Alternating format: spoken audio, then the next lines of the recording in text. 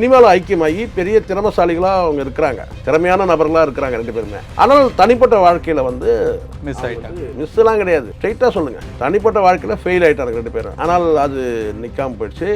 தனுஷ்கா அப்படி தான் போயிடுச்சு. ஏற்கனவே அப்படி தானே நடந்துச்சு. சோனியா அகர்வால் கல்யாணம் பண்ணும்போது சொன்னாங்க என்னன்னு கேட்டிங்கன்னா வந்து ஒரு மேரேஜ் பண்ணும்போது அழகை ஒப்பிட்டு பேசுனதுலாம் உண்டு. சினிமா வட்டாரத்திலே பேசுனாங்க, கொஞ்சம் கூட பொருத்தமே இல்லை அப்படின்லாம் பேசுனாங்க. அவருக்கு ஒரு வேளை செகண்ட் லைஃப்பும் வந்து ஏதோ ஒரு சிக்கலாக இருக்கும், ஒரு வேளை பிரச்சனையாக இருக்குமோன்னு தான் நான் நினைக்கிறேன். ஏன்னா கஸ்தூரி ராஜா வந்து நான் நினைக்கிறேன் பசங்களுடைய தனிப்பட்ட வாழ்க்கையை வந்து முடிவு செய்யும் போது அவரோட ஒப்பீனியன் எதுவும் கேட்டிருக்க மாட்டாங்கன்னு நான் நினைக்கிறேன். இல்லைன்னா அவர் டம்மி பீஸாக இருப்பார் போல இருக்கிறேன். யார் கஸ்தூரி ராஜா வந்து ஒரு டம்மி பீஸாக இருந்துட்டு அங்கே முடிவு எடுக்கிற இடத்துல வந்து எல்லாமே வந்து மனைவி வந்து முடிவெடுப்பாங்க போல இருக்கு. இது வந்து பெற்றோர்களுடைய வந்து தீர்க்கமான ஒரு முடிவு வந்து இல்லாதனால தான் ரெண்டு பேருடைய வாழ்க்கையும் வந்து இன்னைக்கு ஏன் அப்படி ஆச்சு. ரெண்டு பேரோட வாழ்க்கைன்னா தனுஷ்க்கும் டிவோர்ஸ் இவருக்கும். ஆமாம், ரெண்டு பேருக்கும் வந்து வாழ்க்கை வந்து நிற்கலல்ல ரெண்டு பேருக்குமே. எத்தனை வயசில் திருப்பி கல்யாணம் பண்ணுவானுங்க. கழுத வயசு ஆகிட்ட பிறகு மறுபடியும் நான் வந்து அறுத்து கட்டிட்டு இருந்தீங்கன்னா கதையாக வேலைக்காகும். அது பசங்களோட வாழ்க்கை அதை பற்றி எவன் கவலைப்படுறான்? குடும்பத்துக்கு விசுவாசமாக இருக்கிறவன், மனைவியை நேசிக்கிறவன், இன்னொரு பெண்ணை வந்து மனசார கூட நினைக்க மாட்டான். அங்கே ஒரு கேப் விழுதுன்னு வச்சுக்கோங்களேன். அந்த கேப்பில் வந்து பார்த்தீங்கன்னா யாரையாவது ஃபில் பண்ணலாமான்னு நினைப்பான். இல்லை அது ஃபில்லிங் வந்து ஆட்டோமேட்டிக்காக வந்து உட்காந்துருவாங்க உள்ள.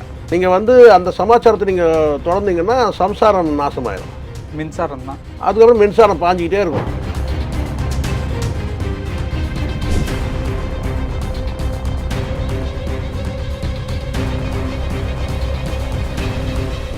ரியலோ நேயர்களுக்கு வணக்கம். இன்று நம்மளுடைய நேர்காணலுக்கு டிஜிட்டல் ஜேர்னலிஸ்டான திரு ஷேகுவார் அவர்கள் இணைஞ்சிருக்காங்க. சார் வணக்கம். வணக்கம் சார்.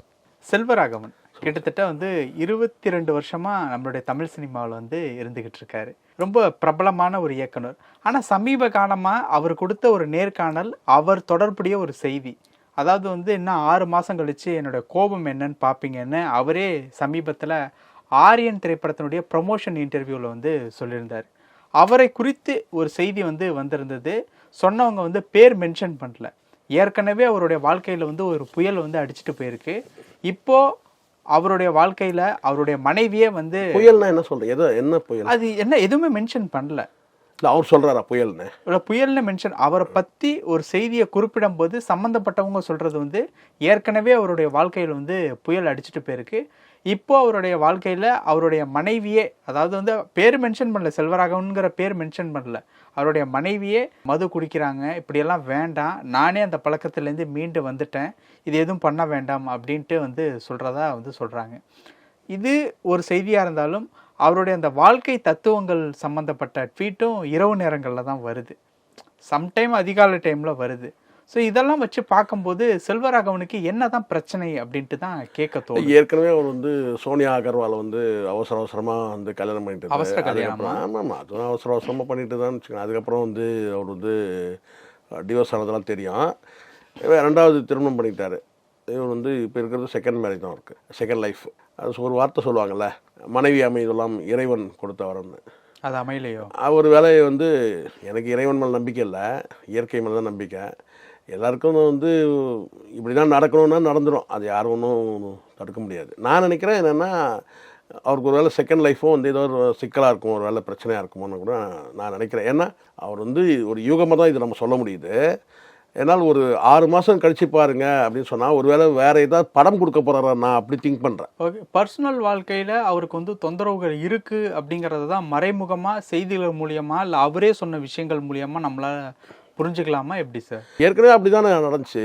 சோனியா அகர்வால் கல்யாணம் பண்ணும்போது சொன்னாங்க என்னன்னு கேட்டிங்கன்னா வந்து இவர் மேரேஜ் பண்ணும்போது அழகை ஒப்பிட்டு பேசுனதுலாம் உண்டு. சினிமா வட்டாரத்திலே பேசுனாங்க, கொஞ்சம் கூட பொருத்தமே இல்லை அப்படின்லாம் பேசுனாங்க. அது மனசு ஏற்றுக்கிட்டா வந்து இங்கே யாரும் வந்து குறுக்க நிற்க முடியும், அப்படி தான் பார்க்கப்பட்டது. ஆனால் அது நிற்காமல் போயிடுச்சு. தனுஷ்கா அப்படி தான் போயிடுச்சு. கஸ்தூரி ராஜா வந்து நான் நினைக்கிறேன் பசங்களுடைய தனிப்பட்ட வாழ்க்கையை வந்து முடிவு செய்யும் போது அவரோட ஒப்பீனியன் எதுவும் கேட்டிருக்க மாட்டாங்கன்னு நான் நினைக்கிறேன். அப்பாவோட ஒப்பீனியன் கேட்காம டெசிஷன் எடுத்திருப்பாங்க. இல்லைனா வந்து அப்பாவை ஓவர்டேக் பண்ணுற அம்மா இருந்திருக்கக்கூடும் ஒரு வேளை. இப்போது பெற்றோர்கள் வந்து பிள்ளைகளுடைய கல்யாணத்தில் வந்து தீர்க்கமான ஒரு முடிவு எடுக்கிற இடத்துல பெற்றோர்கள் இருக்கணும். பிள்ளைகள் விருப்பப்படுவாங்க தான், வந்து பிள்ளைகள் விருப்பப்படுறாங்கன்றக்காக வந்து பார்த்தீங்கன்னா வந்து எல்லாத்தையும் வாங்கி கொடுத்துட முடியாதுல்ல. உடம்புக்கு ஓவாது. இப்போ ஐஸ்கிரீம் பிடிக்க வந்து சாப்பிட்டா கோல்ட் ஆகுன்னு சொன்னால் அதை வாங்கி தரக்கூடாது தானே, விருப்பப்படுவாங்க பிள்ளைகள். ஆனால் இங்கே வந்து நான் கேட்டால் பிள்ளைகள் விருப்பத்துக்கு ஒரு வேளை வந்து இவங்க வந்து சம்மதிச்சிருவாங்க போல இருக்குன்னு நினைக்கிறேன். பணம் காசுக்காக நான் சொல்லவே இல்லை. அப்படி பார்த்தா வந்து சோனியா அகர்வால் தான் பெரிய கோடீஸ்வரியா, அப்படி ஒன்றும் கிடையாது. நடித்த படமே 4 படம் 10 படம் தான். ஆனால் வந்து ஐஸ்வர்யா வந்து ஐஸ்வர்யா வந்து கல்யாணம் பண்ணிக்கிட்டனாலே வந்து இவங்க பெரிய கோடீஸ்வர குடும்பம்னா வந்து விழுந்துடுறாங்க அப்படின்ற அந்த பார்வையில் நான் பார்க்கலை. எங்கே என்னன்னு கேட்டால் பிள்ளைகளோட விருப்பத்துக்கு அவங்க வந்து ஓகே சொல்லக்கூடிய வந்து நபராக இருந்திருப்பார் போல இருக்கு ஒரு வேளை. அப்படி தான் நான் நினைக்கிறேன். அப்படி இல்லைன்னா அவர் டம்மி பீஸாக இருப்பார் போல இருக்கு. யார் கஸ்தூரி ராஜா வந்து ஒரு டம்மி பீஸாக இருந்துட்டு அங்கே முடிவு எடுக்கிற இடத்துல வந்து எல்லாமே வந்து இந்த ஒரு இடத்துக்கு போனதுக்கு காரணம் வந்து பசங்க வந்து எக்கனாமிக்கலாக நல்லா வளர்ந்துட்டாங்க, அதனால அப்பா பேச்சை கேட்க மாட்டாங்க அப்படிங்கிற மாதிரி எடுத்துக்கலாம். எக்கனாமிக்கலாக வளர்ந்தாங்க சார். திறமசாலிகளாக பிள்ளைகள் வச்சு பெற்றுட்டார், அதில் ஒன்றும் சந்தேகமே இல்லை. அதாவது கேட்டால் பெற்ற பிள்ளைகள் எல்லாமே திறமசாலின்னு நிரூபிச்சிட்டாங்க அப்படி சொல்லலாம். வேணா அது வேற. தொழில் ரீதியாக திறமசாலி 2 பேருமே திறமையானவர்கள் தான். யார் தனுஷாக இருக்கட்டும் வந்து செல்வராகவன் இருக்கட்டும். ஆனால் தனிப்பட்ட வாழ்க்கையை தேர்வு செய்யும் போது அங்கே வந்து அப்பா அம்மாவுக்கு உள்ள அந்த உரிய பங்கை ஒரு வேளை கொடுக்காம விட்டுருப்பாங்கன்னு நினைக்கிறேன். அவங்க முடிவெடுக்கிற அந்த ஒரு என்ன அந்த டெசிஷனை வந்து பார்த்தீங்கன்னா அவங்ககிட்ட கொடுக்காம இவங்களே எடுத்திருப்பாங்க போல இருக்கு ஒரு வேளை. அப்படி தான் தோணுது. அப்படி இல்லைன்னா வந்து கஸ்தூரி ராஜா தாண்டி வந்து அவங்களுடைய மனைவி வந்து முடிவெடுப்பாங்க போல இருக்கு. அப்படி இருக்கலாம்னு நினைக்கிறேன். இங்கே வந்து பெற்றோர்களுடைய வந்து தீர்க்கமான ஒரு முடிவு வந்து இல்லாதனால தான் 2 பேருடைய வாழ்க்கையும் வந்து இன்னைக்கு ஏன் அப்படி ஆச்சு. 2 பேரோட வாழ்க்கைன்னா தனுஷுக்கும் டிவோர்ஸ், இவருக்கும். ஆமாம், 2 பேருக்கும் வந்து வாழ்க்கை வந்து நிற்கலைல்ல 2 பேருக்குமே. எத்தனை வயசில் திருப்பி கல்யாணம் பண்ணுவானுங்க. ஒரு காலத்தோட டைவர்ஸ்ன்றது கூட ஒரு காலத்தோடு நடக்கணும்ல. கழுத வயசு ஆகிட்ட பிறகு மறுபடியும் நான் வந்து அறுத்து கட்டிட்டு இருந்தீங்கன்னா கதையாக வேலைக்காக மாட்டேன். பசங்களோட வாழ்க்கை அதை பற்றி எவன் கவலைப்படுறான்? நம்மளை சொன்னால் நம்மளை பைத்தியன்றான். உனக்கு ஏன் கவலை, நாங்களே அதை பற்றி கவலைப்படலன்றான். அப்படி தான் ஆயிடுச்சு.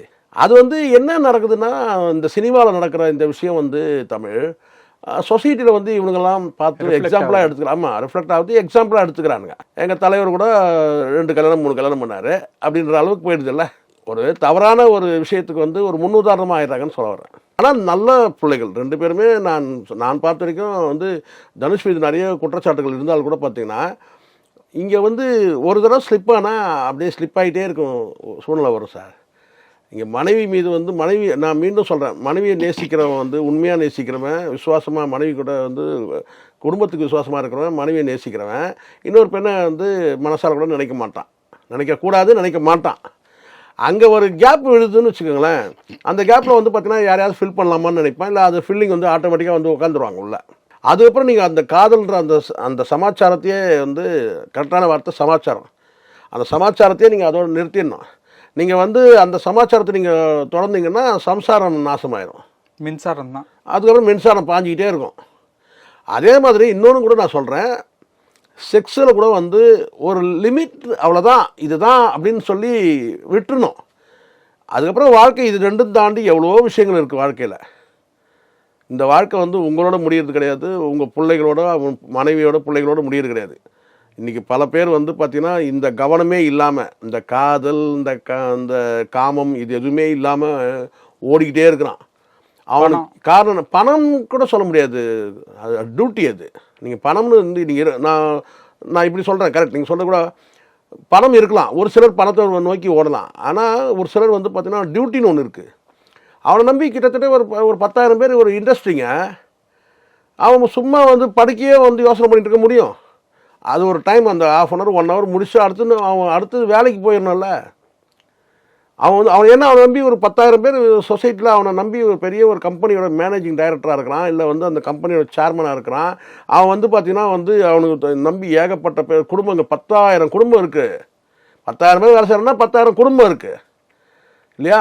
அப்போது வந்து அதை பார்ப்பானா 24 மணி நேரம் வந்து லவ் லெட்டர் எடுத்துன்னு தெரிஞ்சுட்டு இருப்பான், இல்லை வந்து படுக்கையை வந்து பகிர்ந்துட்டு இருப்பானா? யோசிச்சு பாருங்கள். பட் நான் பார்த்த வரைக்கும் நான் சொல்கிறேன், இவங்க 2 பேருமே வந்து சினிமாவில் வந்து ரொம்ப ஐக்கியமானதுனால, யார் தனுஷும் செல்வராகவன் 2 பேருமே சினிமாவில் ஐக்கியமாகி பெரிய திறமசாலிகளாக அவங்க இருக்கிறாங்க, திறமையான நபர்களாக இருக்கிறாங்க 2 பேருமே. ஆனால் தனிப்பட்ட வாழ்க்கையில் வந்து மிஸ்ஸெல்லாம் கிடையாது, ஸ்ட்ரைட்டாக சொல்லுங்கள். தனிப்பட்ட வாழ்க்கையில் ஃபெயில் ஆகிட்டானுங்க 2 பேரும், சினிமாவில் பாஸ் ஆகிட்டானுங்க 2 பேருமே. அதுக்கு காரணம் என்ன கேட்டிங்கன்னா வந்து ஒரு பங்களிப்பு வந்து கண்டிப்பாக வந்து இப்போ நல்லா வாழ்ந்தால் சொல்லுவாங்கள்ல, பெற்றோர்கள் வந்து சூட்டபிளான ஒரு பொருத்தமான ஒரு பெண்ணை தேடி வந்து கல்யாணம் பண்ணி வச்சாங்கன்னு சொல்லுவாங்க. ஃபெயிலியர் ஆச்சுன்னா யாராக இருந்தாலும், உங்களுக்காக இருந்தாலும் எனக்காக இருந்தாலும், யாராக இருந்தாலும் அந்த ஒரு பொறுப்பு இருக்குன்னா பழி வந்து விழதான் செய்யும். நாம தான் எங்கேயோ ஒரு இடத்துல கவனக்குறைவாக இருந்துட்டோம். ஒரு பொருத்தமான வந்து ஒரு சக்ஸஸ்ஃபுல்லாக போயிடுச்சுன்னா சொல்ல மாட்டாங்க. ஃபெயிலியர் ஆயிடுச்சுன்னா கண்டிப்பாக வந்து ஊர் உலகம் சொல்ல தான் செய்யும். பெற்றோர்கள் கொஞ்சம் கவனமாக பார்த்து பிள்ளைகளுக்கு 2 பேருக்கும் வந்து பார்த்தா வாழ்க்கை வந்து பார்த்தீங்கன்னா குடும்பத்தை விட்டு நீங்கள் சினிமா சொல்லலாம் சார். இன்றைக்கி வந்து பார்த்தீங்கன்னா இந்த சைடில் ஒரு டைவர்ஸ் ஆகிட்டு அந்த 2 பிள்ளைகள் இருக்கிறாங்க.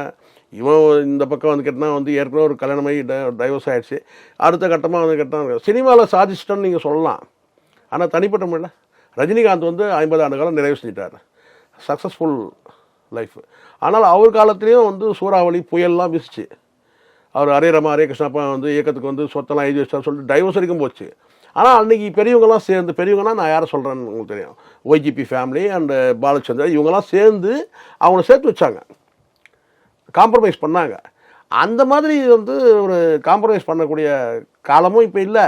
அப்படி செய்தாலும் அதை ஏற்றுக்கிற மனப்பக்குவமும் இன்றைக்கி இருக்கிற பசங்களுக்கு கிடையாது. அது யாருன்னா இருக்கும், தனுஷாக இருக்கட்டும், செல்வராக யாருன்னா இருக்கட்டும், அது மாதிரி இல்லை. ஆனால் சினிமாவில் வந்து 2 பேருமே வந்து அதித்திறமசாலிங்க 2 பேருமே. தனிப்பட்ட வாழ்க்கையில் வந்து அது ஃபெயில் தான். பல விஷயங்கள் பேசியிருக்கோம். நேரத்துக்கு ரொம்ப நன்றி சார். நன்றி சார்.